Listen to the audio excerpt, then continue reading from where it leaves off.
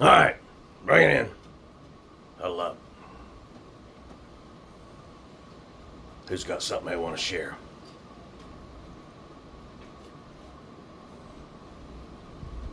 I can't shut you fools up for 2 seconds till we sit around here.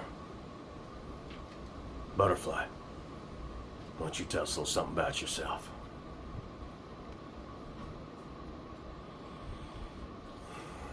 Alright, Yin's asked for it. No, it's too late. Butterfly, I had my first sip of booze sitting around a card table with my pops at 9 years old. Now, he didn't mean no harm by it. I think in his eyes, that was just his way of saying, I love you. Just a few years later, I found him face down in the kitchen. Now, that left a pretty dark taste in my mouth and led me down an even darker road. My mom's was still around, but she met a new man, and he ain't let me in his spot while I was using. So more often than not, I just drink myself to sleep in my pop's empty house. Now, the old man living next door caught on to this and took me into his place to try and straighten me out. And as time went on, he opened the door to a few other boys in town to do the same thing. One night when I was about 18, me and my best boy Digger decided to sneak out. We was out on the town, out of booze and money. Had the bright idea to rob a liquor store. Now we're flying down this pitch black road, laughing our asses off, when we see red and blue ahead.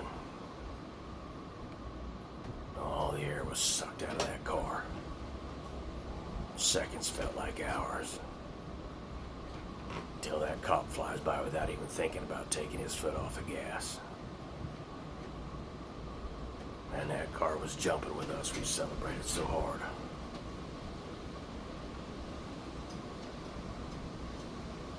And wham! Big old rock hit the windshield. Digger loses control of the wheel and jacks it hard to the right, launching us into a steel-wired guardrail. Through the days, I could see the red and blue coming back in our direction, so I'd go to get out and run. But my legs are pinned. The whole front of the car was caved in on them. I looked left. Digger's gone. I don't mean out of the car. A branch speared right through his chest. Then I catch myself in a mirror. My face was peeled back from the nose up, hanging on by a thread.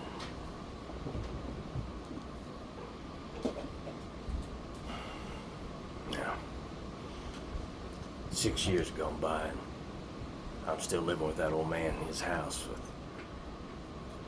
even a bigger group of boys. This weren't no easy 6 either. I had more than my fair share of life before my eyes moments. But I was finally clean. Around this time, the old man wasn't doing so great. He came to me and he told me that since I was young, he started saving up for me to go to college. Just never told me because I never weren't in no place to go. I love you, old man. A few days later, he passed. I found out he'd left that house in my name.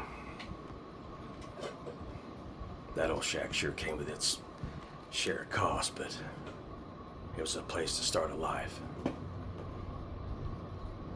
So I gave that fund to one of the guys I always thought had a bright future.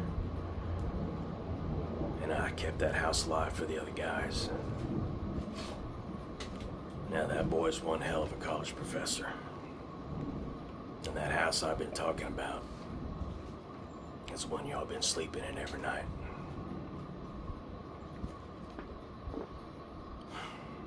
And whether I knew it or not, at that time, this decision was the first real step towards my recovery. Remember, boys, stepping stone or stumbling stone, it ain't the rock. It's what you do with it.